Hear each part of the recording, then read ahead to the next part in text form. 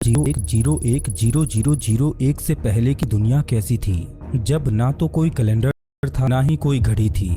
तब लोग समय को कैसे मापते थे, उन्हें कैसे पता चलता था कि कब कौन सी फसल बोनी है और कौन सी फसल काटनी है। इंसानों के इतिहास में एक वक्त ऐसा भी था जब इस धरती पर कोई तारीख नहीं थी, ना साल था ना महीना। फिर लोग जानते थे कि कौन सा दिन शुभ है और कौन सा दिन सबसे। ने कभी सोचा है कि कैलेंडर में एक साल 365 दिनों का ही क्यों होता है और साल में 12 महीने ही क्यों होते हैं? इस सवाल का जवाब इतना आसान नहीं, क्योंकि इस सवाल का जवाब विज्ञान और प्राचीन सभ्यताओं की जड़ों में छुपा है। इस वीडियो में हम समय में पीछे चलेंगे, बहुत पीछे, वहां जहां न कोई कैलेंडर था न कोई तारीख, जहां समय को देखा नहीं जाता था बल्कि महसूस किया जाता था। क्योंकि ये सिर्फ समय की कहानी नहीं है, ये इंसान की सोच, उसकी कल्पना और उसके अस्तित्व की कहानी है। और एक चेतावनी, इस वीडियो में आप जो कुछ भी जानने वाले हैं वो शायद आपकी आज की समय की सोच को पूरी तरह से बदल दे। नमस्कार दोस्तों, मैं हूं श्याम तोमर, स्वागत करता हूं आपका इस वीडियो में।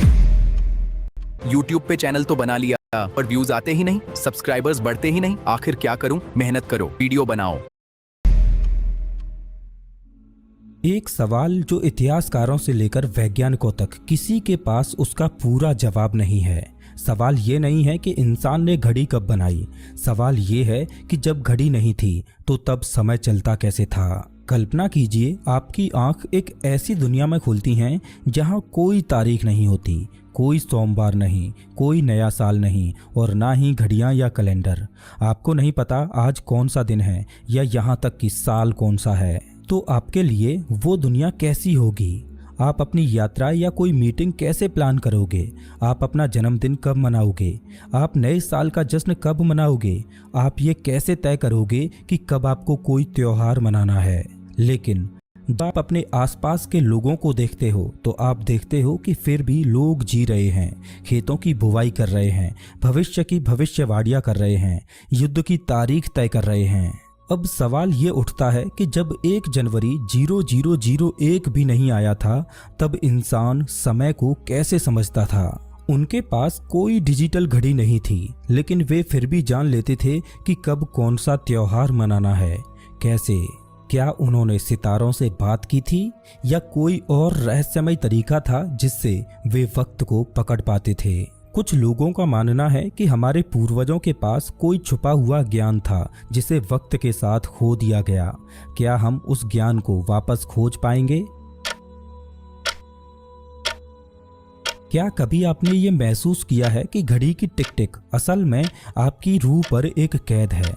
हम सोचते हैं कि हम समय को मापते हैं, लेकिन क्या सच ये नहीं कि समय हमें मापता है? हम मानते हैं कि समय की शुरुआत 1 जनवरी 0001 से हुई थी, लेकिन वो सिर्फ वो पल था जब इंसानों ने उसे बांधने की कोशिश की थी। असल में समय उससे बहुत पहले श्वास ले चुका था, पर उसकी भाषा कोई नहीं जानता था। हजारों साल पहले जब इंसान आसमान की ओर देखते तो उन्हें कुछ बदलाव महसूस होते, जैसे रात में चांद का दिन प्रतिदिन छोटा या बड़ा होना, दिन में सूरज का एक दिशा से निकलकर दूसरी दिशा में अस्त होना, रात में तारों की स्थिति का बदलना। आसमान में होने वाले ये बदलाव कुछ और नहीं बल्कि समय की अनुभूति थे। ऐसा पहली बार था जब उन लोगों ने समय को पहचानने और उसे जानने की कोशिश की थी, लेकिन सवाल ये था कि वो इस वक्त को कैसे बांधें। अब उसे चाहिए था कोई ऐसा तरीका जिससे वो इस वक्त को छू सके, उसे स्थिर कर सके और उसके अनुसार चल सके। और यहीं से शुरुआत हुई इंसान के पहले टाइम मशीन की, जिसे आज हम घड़ी बोलते हैं। वो कोई धातु की घड़ी नहीं थी, ना ही कोई कंपास, वो थे महज पत्थर। आप सोच रहे होंगे कि पत्थर वो कैसे समय को माप सकते हैं, लेकिन इसका जवाब और भी अजीब है। प्राचीन सभ्यताओं ने ऐसे विशाल पत्थरों को खड़ा किया जिन्हें किसी दिशा में नहीं बल्कि सूरज की परछाई के हिसाब से लगाया गया था। हर दिन सूरज अलग कोण से निकलता था और जैसे जैसे दिन बीतते तो पत्थरों की परछाई भी बदलती जाती। लेकिन साल के एक खास दिन वो परछाई ठीक उसी बिंदु पर गिरती थी जिस पर हजारों किलो के वो पत्थर रखे गए थे। आप इसे क्या कहोगे, एक संयोग या किसी रहस्य की कुंजी? ब्रिटेन का स्टोनहेंज दुनिया का सबसे प्रसिद्ध प्राचीन कैलेंडर है, जिसके द्वारा उन्होंने समय को मापने की कोशिश की थी। ब्रिटेन की एक खुली जमीन पर खड़े हैं विशाल पत्थर जो एक गोल घेरा बनाए हुए हैं, और वो पत्थर बस यूं ही नहीं रखे गए बल्कि उन्हें बहुत सोच समझ कर रखा गया था। हर साल 21 जून को सूरज ठीक उन्हीं पत्थरों के बीच से निकलता है और 21 दिसंबर को वहीं डूबता है। ये था उनका तरीका मौसम और समय को मापने का। कोई घड़ी नहीं, कोई कैलेंडर नहीं, बस सूरज और पत्थर। साल 2022 स्टोनहेंज में लगे बड़े पत्थर शायद साल के 365 दिनों को दर्शाते हैं, बिल्कुल एकदम हमारे आज के कैलेंडर की तरह। इसमें हर एक पत्थर एक दिन या सप्ताह को दर्शाता है। शायद यही पत्थर उनके लिए समय बताने वाले पहरेदार थे। तो अगली बार जब आप स्टोनहेंज की तस्वीरें देखें तो उसे सिर्फ पत्थरों का ढांचा मत समझिए।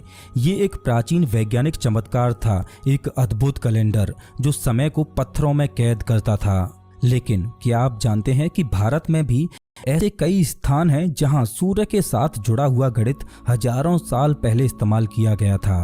भारत में मंदिर केवल पूजा के स्थान नहीं थे, बल्कि वे समय के केंद्र थे। 6 महीने से YouTube शॉर्ट्स डालकर भी फेमस नहीं और सब्सक्राइबर्स भी नहीं बढ़े तो या फिर वो एक प्राचीन टाइम मशीन था जो समय और साल दोनों गिन सकता था। समंदर की लहरों से कुछ किलोमीटर दूर उड़ीसा में एक मंदिर है जिसे लोग सूर्य देव का रथ बोलते हैं। कोणार्क का सूर्य मंदिर इस तरह से बना है कि साल के 2 विशेष दिनों पर सूर्य की किरणें उसके गर्भगृह में ठीक उसी तरह प्रवेश करती हैं जैसे कोई वैज्ञानिक प्रयोगशाला में प्रकाश को नियंत्रित करता है। सूर्य देव के रथ में 12 पहिए, 7 घोड़े और एक रहस्य जो सदियों से छुपा हुआ है। हर पहिया साल के 12 महीनों को दर्शाता है और हर पहिए में 8 तीलियां हैं जो एक दिन के 8 पहरों को बताती हैं। आपको बता दूं कि जिस तरह से आज हम समय को घंटों में मापते हैं, उसी तरह प्राचीन भारत में हमारे पूर्वज समय को पहरों में मापते थे। अब सुनिए एक कमाल की बात। इन पहियों पर सूरज की छाया गिरती है और इससे दिन का समय मापा जा सकता है। जिस समय दुनिया घड़ी बनाना भी नहीं जानती थी, उस समय हमारे पूर्वज पत्थरों से समय को पढ़ रहे थे। ये कोई कला नहीं थी, बल्कि ये विज्ञान था, और वो भी हमारे ही देश की जमीन पर। ये सिर्फ कला नहीं थी, ये टाइम इंजीनियरिंग थी। कल्पना कीजिए कि आप 5000 साल पहले के किसी कबीले में हैं। आप जवान हैं और आपको बताया गया है कि जैसे ही सूर्य की परछाई उस तीसरे पत्थर को छूती है, तभी अगली ऋतु शुरू होगी। कोई घड़ी नहीं, कोई मोबाइल अलर्ट नहीं, बस एक परछाई, और उस पर आपकी पूरी सभ्यता का भविष्य निर्भर करता है। अब सवाल ये आता है कि प्राचीन समय में पत्थर भी समय की भाषा बोलते थे, लेकिन क्या वो भाषा आज भी जीवित है, या हमने उस ज्ञान को खो दिया है और अब हम सिर्फ मशीनों पर ही भरोसा करने लगे हैं। जब प्राचीन मानव ने पहली बार आकाश की ओर देखा तो उसने महसूस किया कि कुछ है जो रोज बदलता है। हर रात चांद एक नया रूप धारण करता, एक पतली रेखा से लेकर एक चमकते गोले तक, और फिर धीरे धीरे मिट जाता। ये बदलाव सिर्फ सौंदर्य नहीं था, ये था समय का पहला संकेत। हजारों साल पहले जब न तो घड़ियां थीं और न ही तारीख हैं, तब इंसानों ने चांद को समय मापने के उपकरण के रूप में अपनाया। चांद का 29.5 दिनों का एक पूरा चक्र, अमावस्या से पूर्णिमा और फिर पूर्णिमा से अमावस्या, यही बना दुनिया का पहला कैलेंडर, जिसे लूनर कैलेंडर बोला जाता है। भारत में पंचांग प्रणाली में तिथि और पक्ष जैसी संकल्पनाएं चंद्र गति से जुड़ी थीं। यह कैलेंडर केवल समय की माप नहीं था, यह सामाजिक, धार्मिक और कृषि जीवन का आधार बन गया। त्योहार, व्रत, विवाह सब चांद के अनुसार तय होते थे। लेकिन चांद के अलावा एक और खगोलीय शक्ति समय को दर्शा रही थी, सूर्य। सूर्य का एक चक्र लगभग 365 दिन लंबा होता है। वो स्थिर था, सटीक था। यही कारण था कि मिस्र और रोमन सभ्यताओं ने सौर कैलेंडर को अपनाया। अब सवाल उठता है कि एक तरफ चांद था जो 29.5 दिनों में अपना एक चक्र पूरा कर रहा था, तो दूसरी ओर सूर्य था जिसको अलग अलग ऋतुओं के एक चक्र को पूरा करने में लगभग 365 दिन लग रहे थे। तो ऐसे में कौन सा कैलेंडर अधिक प्राकृतिक था?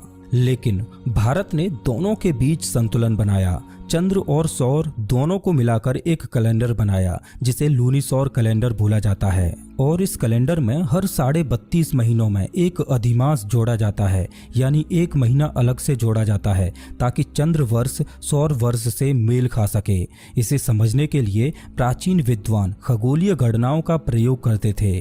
आज के समय में वैश्विक व्यापार और तकनीक के लिए सूर्य पर आधारित कैलेंडर जरूरी है, लेकिन हमारी आत्मा और संस्कृति अब भी चंद्रमा की ओर झुकी है।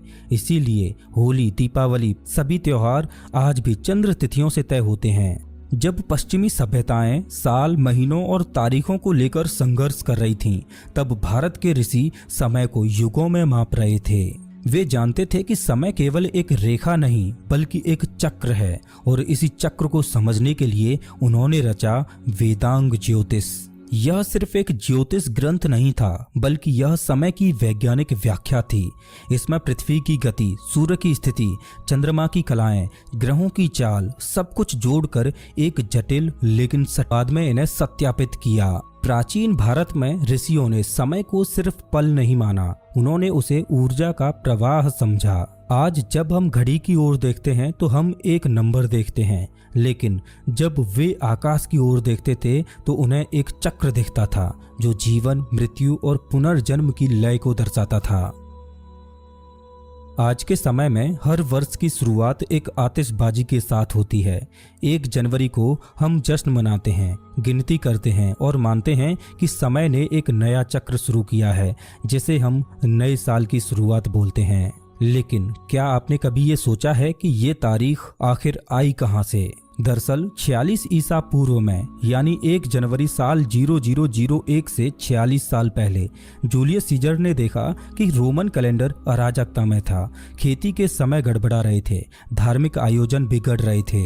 इस समस्या को हल करने के लिए उन्होंने एक नया कैलेंडर प्रस्तुत किया जिसका नाम था जूलियन कैलेंडर। इसमें 365 दिन और हर 4 साल में एक लीप ईयर जोड़ा गया।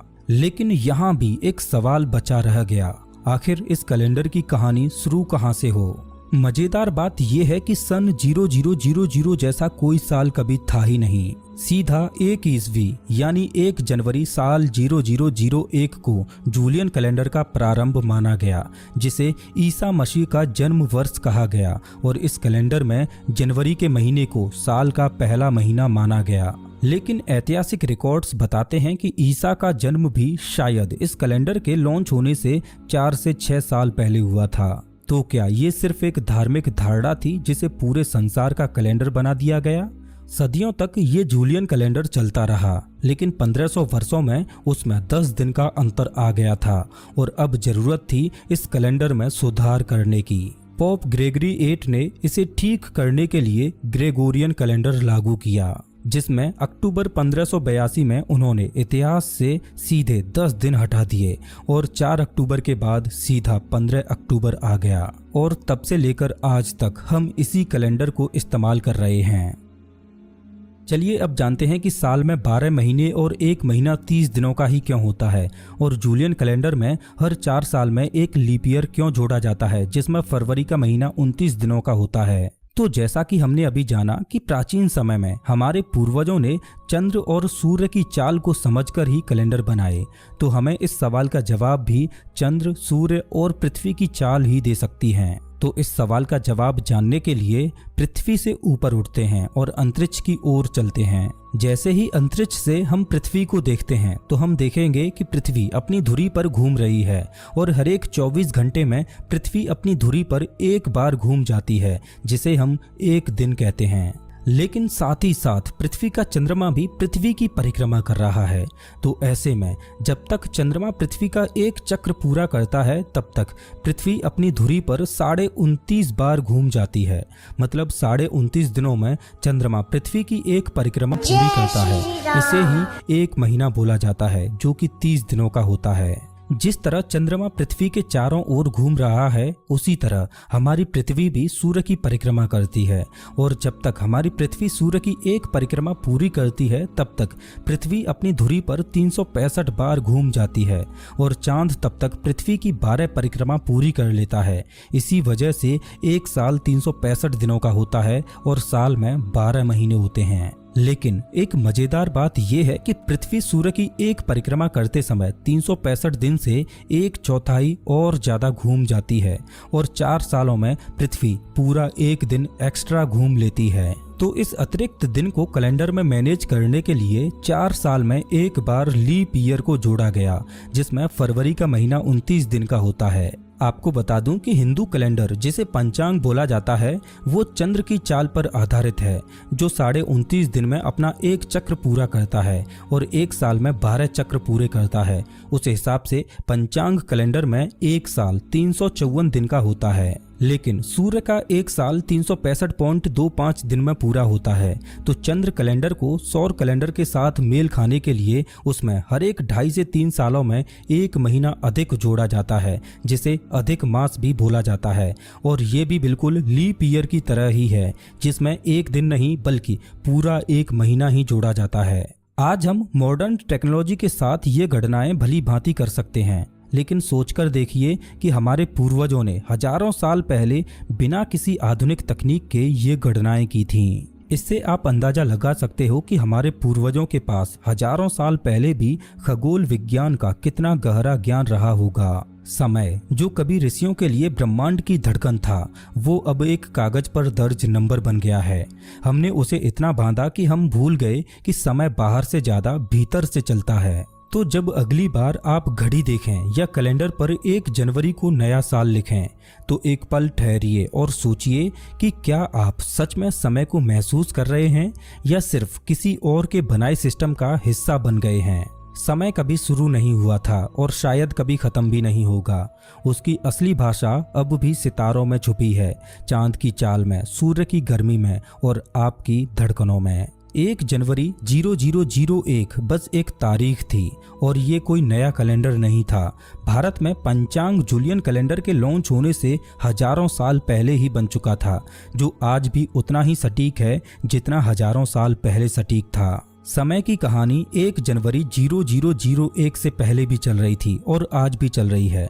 बस सवाल ये है कि क्या आप उसे सुन पा रहे हैं या आप समय को बांधते बांधते उसी में खो गए हैं, या आप भी अपने समय का इंतजार कर रहे हैं।